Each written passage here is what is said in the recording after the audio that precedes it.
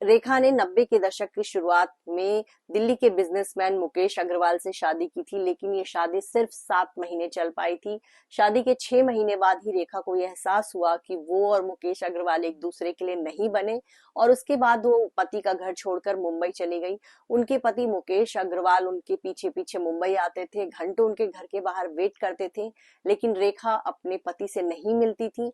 और बाद में ऐसा हुआ कि उनके पति मुकेश अग्रवाल ने रेखा के ही दुपट्टे से फांसी लगा ली थी। जब रेखा के पति मुकेश अग्रवाल ने फांसी लगाई, उसके बाद से रेखा को बॉलीवुड में उनकी इमेज खराब हो गई, लोग उनको डायन तक कहने लगे थे, और ये ऐसा कहा जाने लगा कि रेखा ने अपने पति को इस्तेमाल किया।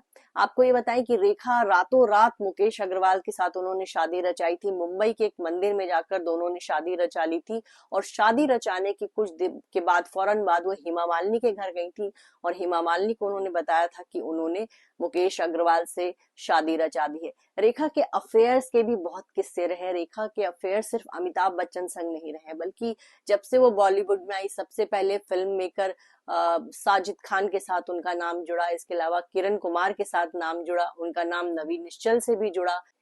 रेखा का नाम राज बब्बर, जितेंद्र, अक्षय कुमार, शेखर सुमन, बहुत सारे एक्टर्स के साथ नाम जुड़ा। और एक समय में रेखा की इमेज ये बन गई थी कि शत्रुघ्न सिन्हा ने उनके बारे में ये कह दिया था कि रेखा जिस भी एक्टर के साथ काम करती हैं वो उनके साथ प्यार में पड़ जाती है। रेखा के बारे में ये भी कहा जाता है कि उन्होंने विनोद मेहरा के साथ शादी की थी, लेकिन विनोद मेहरा की माँ को रेखा पसंद नहीं थी। जब विनोद मेहरा शादी करके रेखा को अपनी माँ के पास ले गए थे, तब उनकी माँ ने रेखा को चप्पल से मारा था और भगा दिया था, और उसके बाद रेखा का दिल टूट गया था और उन्होंने सुसाइड की कोशिश की थी, उन्होंने जहर खाया था।